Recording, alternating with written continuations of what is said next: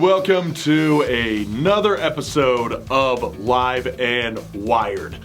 This is the segment of the SLC Punkcast that is done entirely in video format, where we talk about the shows that we have attended and promote the shows that are coming up. And it's a bit of a loaded episode because both me and Dustin attended shows, some pretty big ones out in California. Well, he attended the big one. He attended the CY Fest, the LA Punk Invasion, and that was a huge fest. He'll be talking about that shortly. I went out to see Comeback Kid do their 20th anniversary show of their Wake the Dead album. Well, it's an entire tour, but the show that I went to was out in the Bay Area. I'll be talking about that shortly. Well, that's just one of the 3 shows that I attended this last week, and there are plenty coming up. So let's kick off this portion of the show where I talk about the shows that I attended, Tales from the Pit. So, yeah, me and 2 of my friends, we traveled out to San Jose, to the Bay Area, where one of my friends, he grew up there, and he goes and visits back regularly, so we convinced him to join us on this little pilgrimage out to go see Comeback Kid play our favorite album of theirs. I'm speaking of mine and my other friends, for myself and my other friend, that Wake the Dead being our favorite album by Comeback Kid. And yes, it very much is. It was very much the favorite for a lot of people, otherwise they wouldn't be doing this 20th anniversary tour. It was a landmark record for them. And yeah, we get to the show and we're having a fucking great time. Everybody's just throwing down into the pit. Everybody's having at least what we could see. Because we got there, and the first thing I noticed when we get to the venue is that there was like a big banner that said "sold out." I'm like, well, it's a good thing we got our tickets when we did. And we go into 924 Gilman Street, into the Gilman, and we go in there and people were just like pouring out of the main doors. It was so fucking packed in there, I tell you. It was a nightmare. But we just sort of watched from the back. We're like, okay, we got here in time to see Desmadres. We missed the first 2 openers. I can't remember the name of the first one. I am sorry about that. Let me just pull up the notes here. Yeah, I take notes at shows sometimes. They were, Stand Tall. And we missed Big Ass Truck, but that kind of happens. Driving out in the Bay Area, everything's far away. And so we got there in time to see Desmadres. They were a fun, hardcore band. The people were throwing down. Everyone was having a good time, it looked like. And then, as soon as their set ended, that's when the people started to file out. Okay, let's all get in there before it gets crowded again. Let's go check out the merch. And we went to the merch, and Comeback Kid did a very special run of shirts for this show in particular. It was a print of the classic cover of Operation Ivy's album. The stencil design with with their name up top and the silhouetted moon stomper in the forefront, only instead of Op Ivy, it said in their font, Comeback Kid.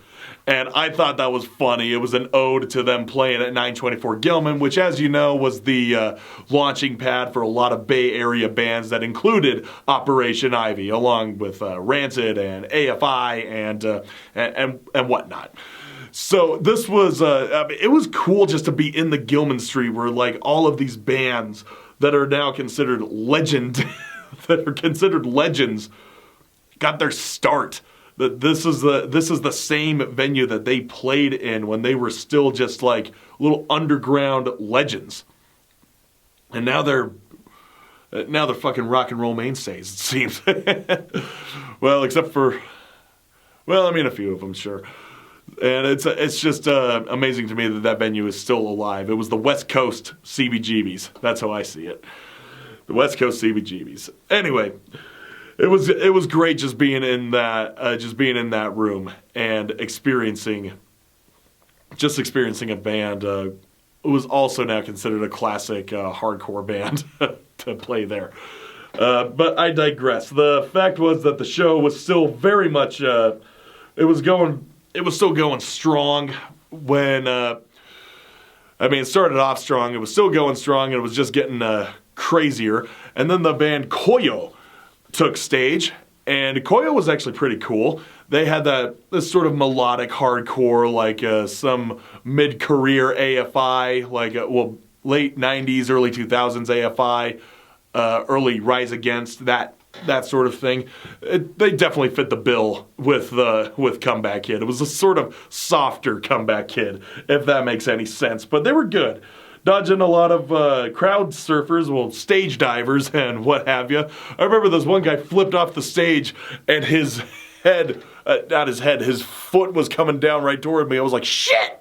So I just jumped out of the way, and his foot grazed my ear and knocked out my earplug.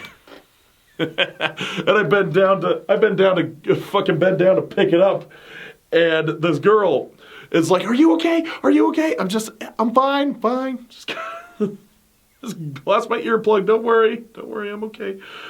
So anyway, it was good. It was a good start to that show. But what about the main event? What about the reason why everyone was there? Comeback fucking Kid. Well, Comeback Kid.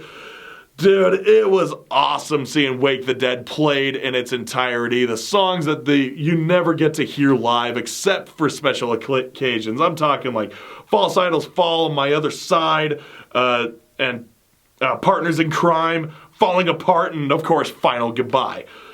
Anyway, they did something funny though. We all know that the runaway hit in that song was the title track. And that is the third song on that record when played chronologically. You do False Idols Fall, My Other Side, and then everyone's waiting for it. Okay, we know what's next. And then there's that classic drum roll. And then they just play the first chord, and then they just go silent. And everyone's like, oh, come on! And they're saying, hey, don't worry. And then they go right into The Trouble I Love. I thought that was hilarious. Such a cop-out move, saying, okay, yeah, we know you're saving the best for last. I've seen this done before. When Offspring, back in 2014, they were doing their 20th anniversary of Smash, and they saved the song Self-Esteem for the end of their, well, not necessarily the end of their set, but the end of the run when they were playing when they were doing the whole album of Smash, because that's what they did, played Smash in its entirety, but Self-Esteem was saved for the last. Because we know that was their biggest song, and the one that I despise the most. But anyway, so they finish out, they play Final Goodbye, and, plenty of stage divers, crowd surfers, people just jostling up to Andy Newfield and just like trying to get those mic grabs and everything. I remember shit was getting aggro during Taka's Cheap that had the heaviest breakdown. I remember, keep talking! Boom! It was gnarly. I didn't get as crazy on that one than I did when the last time I saw them. Last time I got super ignorant.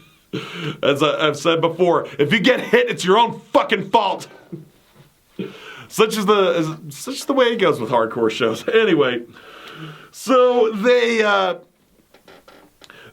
went off the stage after Final Goodbye, and then they come back playing Heavy Steps. They had to play a brand new one. You knew that was going to happen. So they did that. And then they did some shit from Turn It Around. They did All in a Year and Step Ahead. And then they did some stuff from Symptoms and Cures with GM Vincent and I and Do Yourself a Favor. Some songs they rarely play as well. And then they did their, and Turn It Around. They played their fucking first song they ever wrote, which was, I believe it was Step Ahead. I can't remember. I don't know off the top of my head what the first song Comeback Kid wrote, but that is it's from the first album, so of course it was. It's got to be one of those two. I just can't remember. My memory's kind of fuzzy. You'll have to forgive me, but So yeah, there was that. There was that encore, and then they said, all right, we're done dicking around with you. Here's the song we all were waiting for. And yeah, it was a riot. So many pile-ups right at the very end where everyone's singing the lyrics that everybody knows. We said, this time was gonna be different. Wake up the dead. It was a gnarly time. Oh, but it was so fun. It was so fun. And then song ends, show ends, the house lights come on, the stage music is done, the overhead music is playing, and everyone's walking off the stage, gathering up their gear. I went to shake hands with their guitarist, with their bassist, said, what a great show you guys were. Thank you. And then me and my friend, we went to approach Andy. He was out on the side stage where all the gear was, and he was combing his hair and talking to other fans. And then I approached him, said, hey man, fucking awesome show. I was looking forward to this. Come Wake the Dead is my favorite album by you guys. Can I get a picture? Fuck yes. Then I had my friend take a picture of us, and then she goes in and says, okay, I would also like a picture. You guys did an awesome show, blah, blah, blah, blah, blah. And he was in the middle of combing his hair while this was going on. And he said, can you help me actually? Where is the parting line? So like, yeah, the parting line. It's right there. No, it's a little, no, other way. It turned into a whole hassle. And then he just handed her the comb and just said, can you do it? Sure. So she just stood there and just started brushing his hair, parting his hair to either side. It was hilarious. Anyway, it's like, okay, this is a rather odd picture. Me and my best friend came out all the way to Berkeley, California, in this legendary venue, 924 Gilman, to see one of our mutually favorite hardcore bands play our mutually favorite album by them. And here is my best friend combing their vocalist's hair. I should have gotten a picture of that, but it's whatever. It's still funny to think about. It's a fun story to tell your folks back home. So anyway, that was the big show. That was the show that I was out there for. But guess what? There was another show going on. Yeah, later down the line, we went to. Let's see. I can't remember the name of the venue itself. Let me see right here. Here they are. Yeah, Cornerstone. That's what it was. Cornerstone. I remembered it was the name. It shared the name of a bakery. I just couldn't remember which one. But yeah, Cornerstone. This venue in Cornerstone out in Berkeley, California. My friend told me that a band that she really loved, two bands that she really loves, Cosmic Joke and Holy Blade, were playing a show, and that we should go to it. Well, okay. Actually, she got this information from a fellow concert goer from the Comeback Kids show, and he let slip the information. I said he told her about that show that was happening. He's like, "There's another show going on tonight. It's this band called Pity Sex. They're playing with Cosmic Joke and Holy Blade. Oh shit, let's go. All right." So we hit up another show that day, and yeah, we arrived there a little later than most. We missed the first band, Slumped, but we arrived just in time to see Holy Blade. And Holy Blade, that was when my friend introduced me to them the night before just to be like, this is what they sound like. And I said, this sounds like AFI. Yeah, I know. If you want more information on that, I cover their EP in this episode of SLC Punkcast, the actual Punkcast, where we discuss the music of the bands and not their shows. And yeah, I even made the joke saying, yeah, it's AFI, a fucking imitation. I think I'm funny. A funny imbecile. I could go on for days. I have a whole note file on here of different things that AFI can stand for. So, don't even get me started. Anyway, They were good. The pits were getting pretty intense with like the circle pits and then the slam pits and everything. I had to keep like pushing people off of me, like, come on, I'm fucking tired from last night. But I'm aging. I'm aging. I am a hardcore senior citizen. That was a funny one. Anyway, so yeah. Holy Blade, they were awesome. And then Cosmic Joke came on, and the drummer for Holy Blade is the singer for Cosmic Joke. So that was a nice little just whoop, swapping of the roles right there. And Cosmic Joke, they are awesome. They are like a total 90s skate punk worship band. They are a lot of fun. And they even covered the song We're Only Gonna Die From Our Own Arrogance by Bad Religion, who was introduced by their singer as the greatest hardcore band of all time. I said, hardcore? Well, I mean, you are playing a song from when they were deemed as a hardcore band, but, you know, classic 80s hardcore band, but they only say that way for their first album. And, and their first EP. And I guess you could say their second EP, Back to the Known, but by the time Suffer came out, they had like ceased to be a hardcore band and basically paved the way for what we know as skate punk.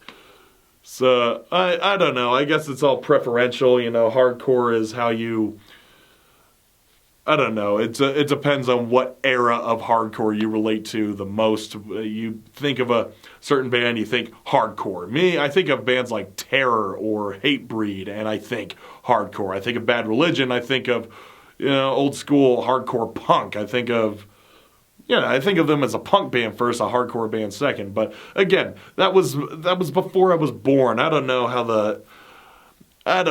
the fucking what do you want it? What do you call it? I don't know how it works. I don't know what was the had it, then I lost it. Customs, the mode of customs back there.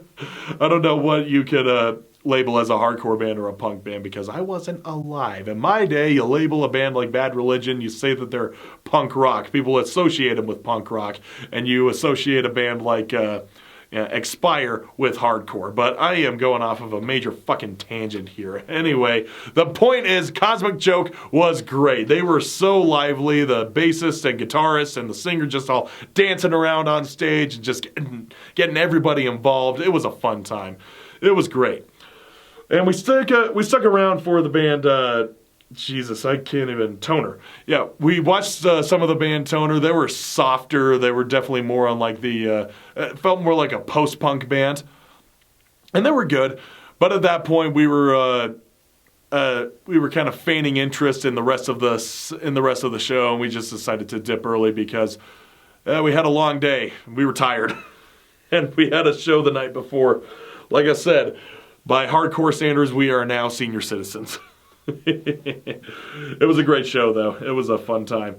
And as for the other show that I attended when I got back, I attended Russian Circles. That was a sold-out show, but my buddy Sean managed to, he had an extra ticket, and he made a post on his Instagram saying, "Hey, who wants it?"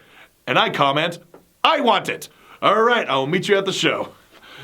And I arrived at the show a little later. I had prior obligations to the show, and there were only two bands playing, including Russian Circles. There was Pelican.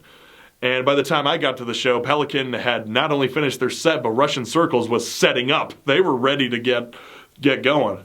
And the show was goddamn packed. This was the second second sold-out packed show that I have been to within a few days. So it was kind of a monster to get into there, but I managed to procure a very nice space, a very nice little, very nice place just off the side of the crowd, right next to the bathrooms. So I was comfortable where I was at. I got a good view, and all I'm just doing is watching Russian Circles and just kind of zoning out. And I did zone out.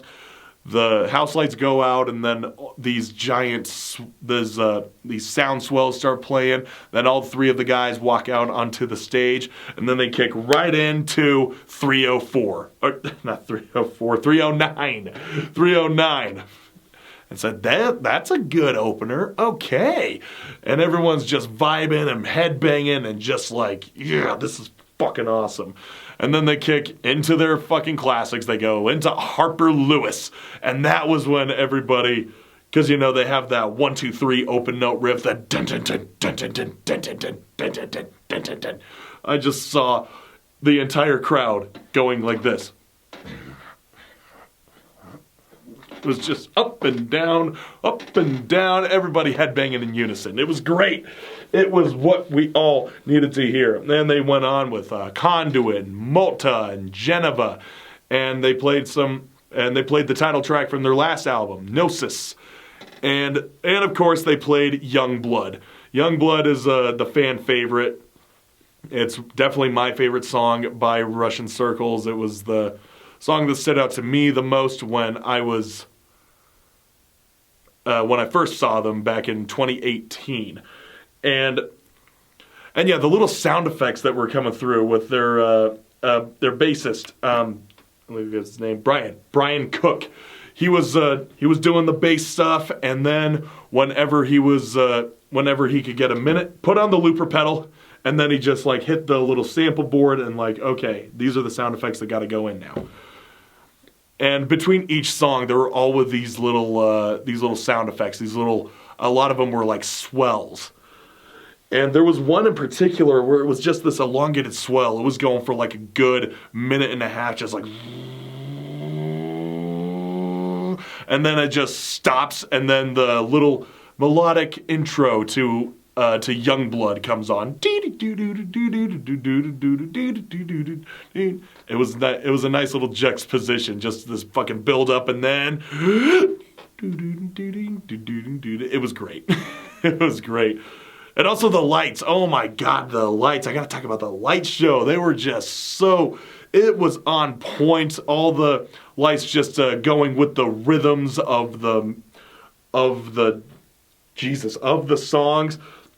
And the color coding, it was like, if you want to feel like you're in the ocean, then it was all a mass of blue and bluish green and turquoise, teal, whatever. And if you were made to feel like it was futuristic, it would just be like this yellow and orange color. And if you wanted to feel like it was rage, it was red. And just seeing all of those guys, all of their figures just silhouetted against these giant lit backdrops. And there was one time where the lights were flashing on opposite sides, like this, like on off, on off, on off. And it was right next to their drummer, Dave Turnkrantz. Mike Sullivan's their guitarist, Dave Turnkrantz. And it was so weird seeing that light go on the right side of his face, and then it would turn off, and then the light would turn on the left side of his face, and he just looked so animated. It just was like he was in two places at once. Like, I think you can understand what I'm getting at here. It was an awesome show. Just seeing Russian Circles is it's always a vibe, man. It's always a vibe. And I love seeing them. That was my third time seeing them. And I remember texting my friend who was asking me previously if I was going to make it to the show. I texted her saying, "Yo, I managed to make it to Russian Circles." "Oh, awesome. How much do I owe you for the ticket?" I go, "Nothing. My friend gave it to me." Yeah, I wasn't able to procure one because I just barely came back from Berkeley, and I basically had to, and I wasn't able to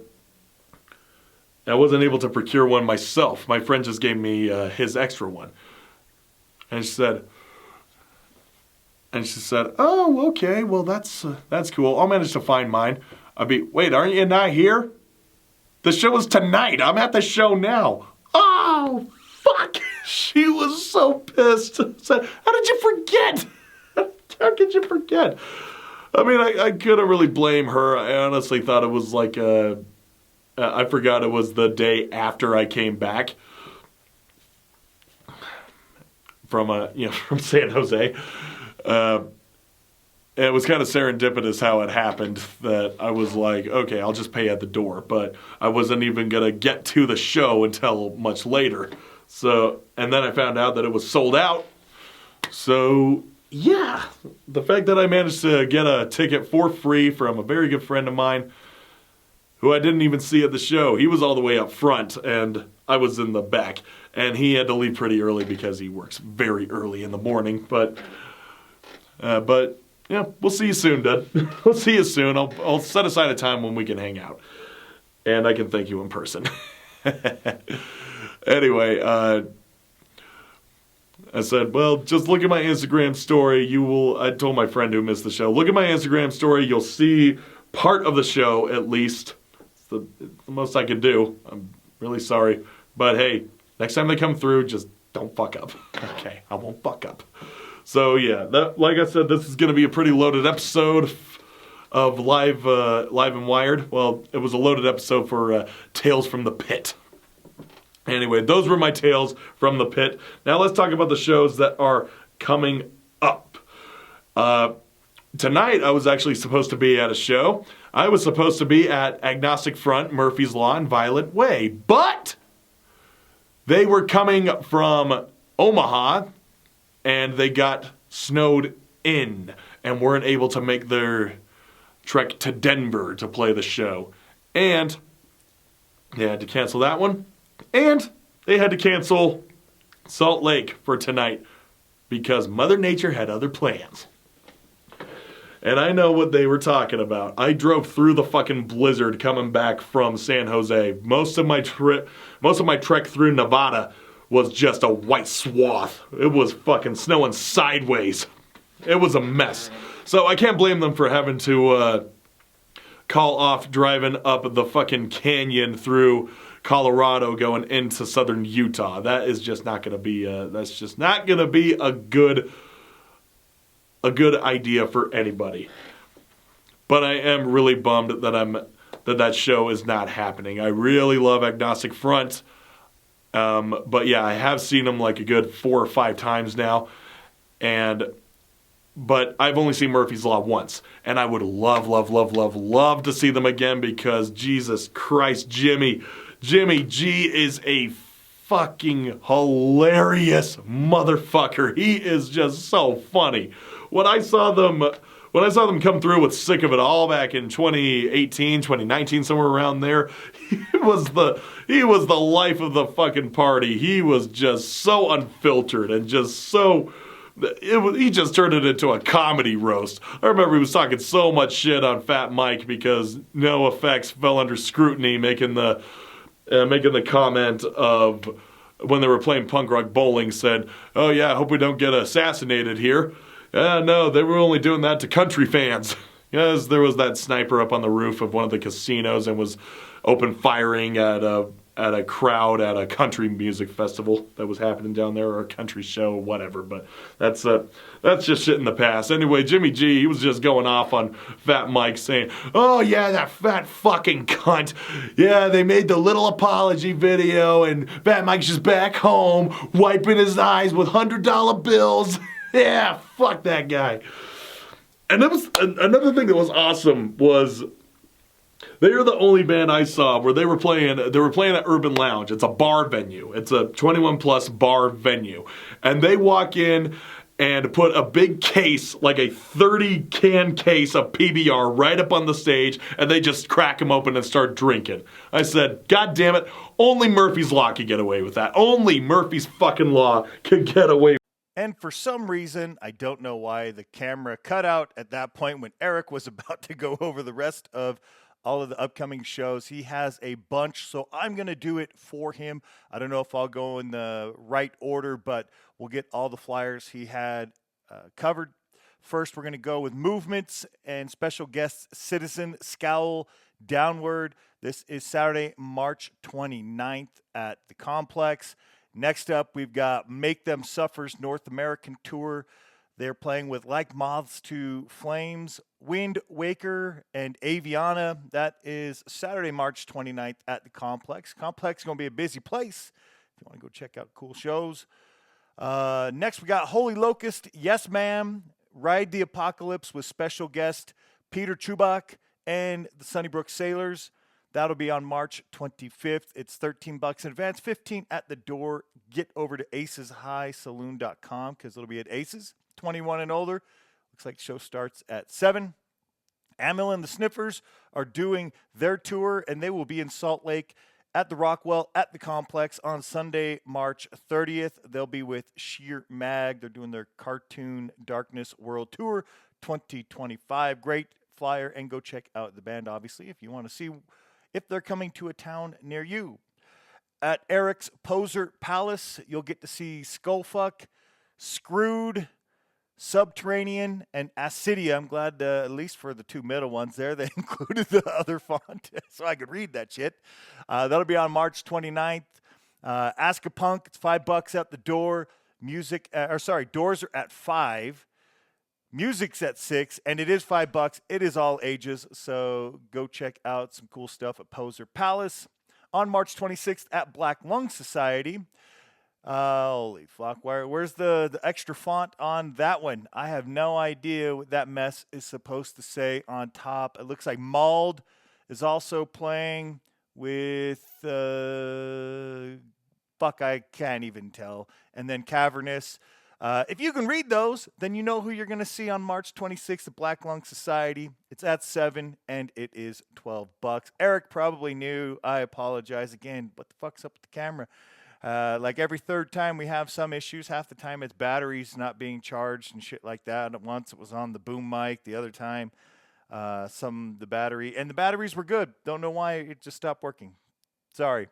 On with Eric's list. Sleep Cult with Give Me Gold from Denver and Cudney are playing at Black Lung on March 29th. There is a lot of shows on the same or similar dates, so, get to what you can. That'll be a Black Lung in South Ogden, $12 in advance, $15 at the door. It is 7 p.m. to go check out that show. Then from the Wu-Tang Clan, Mastakilla with DJ Juggy and Granola. I think that is what that's supposed to say. That's Urban Lounge, and that is on March 24th with the Balance Tour. So go see Mastakilla. Again, a lot of these bands coming through, and so if you're somewhere else, especially somewhere nearby, you might want to check those artists out and see if they're coming to your town too. There'll be a Black Mesa benefit at Loathing Clothing on March 22nd. It features All Systems Fail, Futex, I don't know, Mad Chick Magnets, and Griebler. Help the Diner, looks like Protest Sacred Site. Oh, I'm just reading the back of that. It's Black Mesa benefit though. Loathing Clothing, 6 p.m., $5 to $10. Pay what you can. Go check out some cool bands on March 22nd. What else you gonna do on a Saturday night, right? Go check out some bands. Never Don'ts are playing next with Burning Avenues, Atypical Heroes, Exponential Rat, TK Vanderbilt, and that's also at Loathing Clothing. That will be on March 28th. All ages show, $10. You can see the address there for Loathing Clothing. Doors at 6:30. Show is at 7. Then we will have what the fuck is that? Asno of Ashes. Why, the Ashes of Oblivion tour that features. God damn it! Why the fuck people use some fucking shit you can't even goddamn read? The middle one.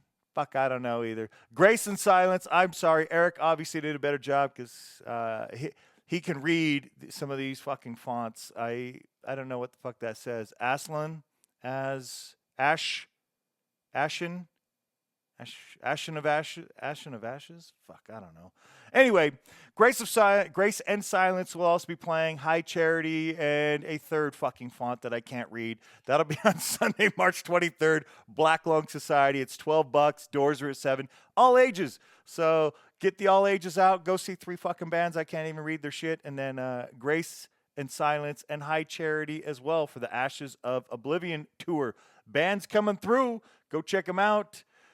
Next up, there is on Sunday, March 30th, the matinee show. Love the matinees. Support the matinees. This is at the Beehive with Miss Smiths, DTA, and then Mary Mother of Bear. Okay. Mary Mother of Deer, maybe? No, it looks like it's supposed to be a bee. Mary Mother of Bear. Doors are at 3, music's at 4. Again, it's on a Sunday. It is a matinee. Get to the Beehive. Go check that one out. Looks like 2 more to go. We've got Chiodos, Chiodos, That's what it is. Playing with Hawthorne Heights and Emure with the Callous Dowboys, the Callous Dowboys. That's on March 26th at the Depot. Go check that one out. Finally, I know Eric was telling me that this one had an updated flyer, but he was going to send both. Couldn't find the other flyers, so I'm not exactly sure. Oh, I think this is the first one. So yes, the other one I could read better, but Screwed and Acedia, and fuck, I don't know. Why do people use fucking fonts like that? What is that supposed to be? It looks like fucking a bowl of spaghetti noodles or some shit. Anyway, that's at Poser Palace, March 29th. Again, doors to 6, all ages, $5 entry. Ask a punk where it is if you would like to go. We're going to move on to my part of the show. I got a handful of upcoming shows I'm going to quickly go over because I know this episode is already quite long. I went to the LA Punk Invasion. Fantastic. It was at the Belasco and the Mayan. Cool venues. It was a long day. First 2 bands started at 1:25, ended at about midnight. I called it quits around 11:30. I almost made it to the end. I got there at about 1:20, but had to wait in line, so I missed the first band that played. But a quick rundown, you can go look at LA Punk Invasion for all of the bands. The bands I got to see, and I will just go by stage, otherwise this will take too long. The upstairs stage, I got to see Resilience, first time seeing them. They were cool. Usual Suspects were great. I got to see Dick Spikey. The New York Hounds, one of my 5 favorites. Mess 2, 5 favorites of the day. Saw both them. The Belltones, Monster Squad. Saw a couple minutes of the Skeptics. Handfuls of these bands. I saw at least 3 songs from every band I'm saying. Some bands I did like 10 or 15 minutes. Others I did a lot of their sets. But I only saw a couple of the Skeptics. Wasn't even intending on seeing him. I think Stomper 98 was going on during that window. Should have been. Didn't. Talk more about that in a moment. Anyway, Mayan stage. I saw Rotten Stitches. Got to see The Crux. Got to see the Unseen. Saw most of the Unseens set. Was going to see Stomper 98. Unfortunately, one of the band members was detained by customs, and at that point, I guess it had been 20 hours. That's fucking bullshit right there. Anyway, that's when I moved over and saw the Skeptics. So I really wanted to see Stomper 98. From the original announcements, 999, The Partisans, Dead Boys, and The Blood all were supposed to be there, and they all had their various reasons. I know the Partisans were waiting on working visas, I think, from the U.S. government, and they hadn't arrived as of Tuesday of the last week, so they couldn't make it. That sucks. All 4 of those bands were high on my list of who I wanted to see, but oh well. There were so many other bands, I ain't even sweating it. On the underground stage at the Belasco, I only saw a couple bands. Saw Beton Army went on almost 10 minutes late, so I only got to see maybe 10 minutes of their set. And then I saw Lion's Law. I love Lion's Law. I saw about half their set because I watched the first half of Mess, and for some fucking reason, those 2 overlapped. But that's all right. Lion's Law, always amazing to see. Then on the main stage, the very first band of the day for me was Bad Vacation from New York. That was awesome to see them. I just came across their band maybe in the last year, and so really cool to get to see them. Knuckleheads were next, definitely at the top of my list for best bands of the show. They were great. Castillo was great. I saw like 2 songs of Blank 77. Oh, no, I take that back. I saw like 2 songs of Cheap Sex maybe. I saw a little bit more of Blank 77. It was probably about half their set. I saw about half or more of the Erections set, which was great. Lower Class Brats saw them. They were definitely in my top 5 of the whole show. Non-Servium, I saw a lot of their set. They were great. UK subs, I wanted to like them way more than I did, and it just didn't. But I got to see the UK subs, first time for me. And finally, ended the night with Major Accident. I was really excited to see them. Couldn't stick around the whole time. I was beat, man. Get old, and there's nowhere to sit, and that's just a long fucking day. And the minimal amount of food offered as far as, stuff that I would eat personally, and the food area not very accessible. It's pretty small, and there's about 3,000 punks there. So I wish it was just a long day, but I stayed most of it and got to see so many killer bands, most of them first time seeing. So pretty fantastic. I'm going to wrap up this episode with a few upcoming shows, a couple I mentioned last week and then a few others. This weekend in Bratislava, the Street Punk Riot Fest Volume 7 on the 21st and 22nd. You'll get to see Templars, The Chisel, The Young Ones, Collapse, Remdick, sorry. I should have known that. I played him like a week or so ago on Punkanoi Worldwide. That's a very cool band. And Lazy Class, love that band. New stuff from them coming soon. And then Tavoy Postoi, all of those great bands. Go to oirebels.com for more details. Here's a quick flyer. I'm not going to go over it all. You can kind of see, but they're heading over to California, and they'll be doing Arizona, New Mexico, quite a few in Texas, and then working their way back east, and that's for the New York Blood Tour that ended up having to cancel Denver and Salt Lake because of weather, as Eric had mentioned. Bummed out. I want to see every one of those bands, all great New York bands right there, and in Texas, you'll get to see Liberty and Justice as well, so in Texas, definitely go check them out. But if they're coming to a town near you, you should definitely do so. Then in Las Vegas at the Double Down Saloon on Wednesday, March 26th, 9 p.m. to 3 a.m. That is fucking late, man. Who's staying up to 3 a.m. and into Thursday? I guess you don't have to work. But it's a Freakorama Gore Fest, 21 and older. Gorelesque, I guess it's like burlesque, but Gorelesque. By Lady Lilith, Cicada Blade, Lilifer, Benita Boom, Spin and Shay. There'll be blood wrestling, a trashin' show, and a punk flea market. And you get to see the bands Hotbox, One Shot, One Kill, Terror Attack. I've played them. They're great. So it's free show. Go enjoy on a Wednesday at the Double Down Saloon. Then Authority Zero is doing their spring short little tour here. They'll do Flagstaff, Arizona on the 3rd, Lake Havasu on the 4th, Riverside, California on the 5th. They'll be here in Salt Lake at the Urban Lounge on the 10th. And that will be in Salt Lake. They will be with SAC. I don't know who SAC is. I would love to have seen the Venomous Pinks, but they're only doing the other shows. The 11th will be Denver, Casper, Wyoming on the 12th, and Colorado Springs, Colorado on the 13th. Killer band, make sure you check out Authority Zero if they're going to be in your neighborhood. Next, we've got Crazy Dog Presents Ultra Fest. Looks like a 3-day fest, March 28th to the 30th. Looks like Rochester, New York is where this one will be. It's $30 per day or $50 for the weekend, $60 for a VIP pass that includes a ticket. Shit, go the whole weekend and spend $10 more and get yourself a cool-ass T-shirt. And you can see some of the sponsors, Joe Pogo Records, Crazy Dog down there, Bug Jar. The band you'll get to see, Ronnie Stone, Child of Night, Rotten, Spooky Visions, some DJs there on the first night on Friday. And then on Saturday, Who Killed Spiky Jacket, Stripper Cult, Discount Vodka, The Parasitics, Moose Knuckle, War Lovers, bunch of killer street punk bands on Saturday. And then Quit, Leaking Head, Anti-Citizen, Brainwash Victim, and The Rogues on Sunday.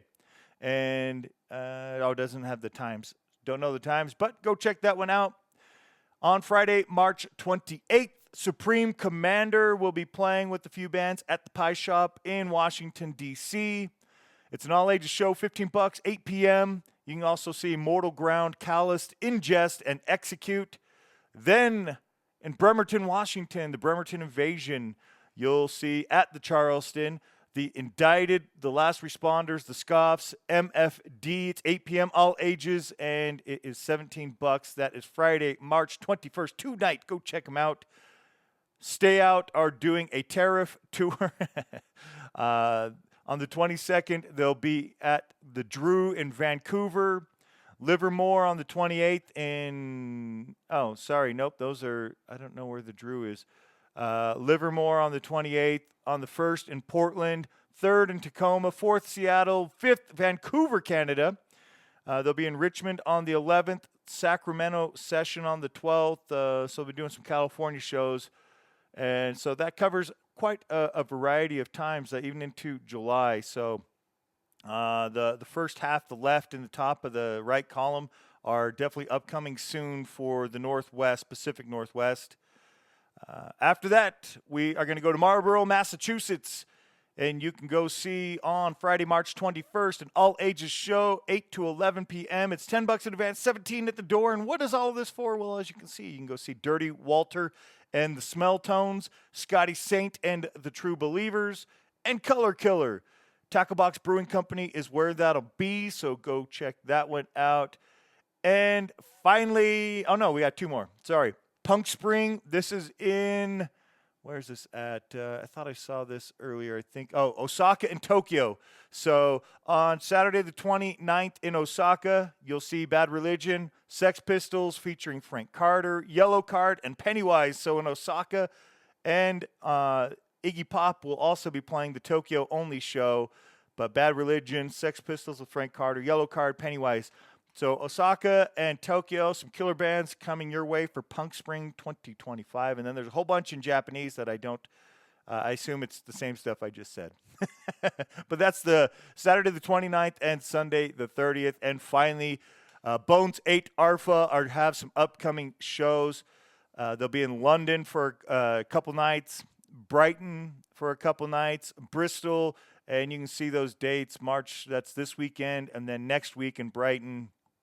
The end of March in Bristol, early April, they'll be in Margate, and you can see the rest. We'll cover more of those, but you can always go to bones_8_Arfa on Instagram and get more details from them. Specifically, that's going to wrap up Live and Wired this week, the longest I think we've done, and hopefully the longest we will ever do. But until the next time,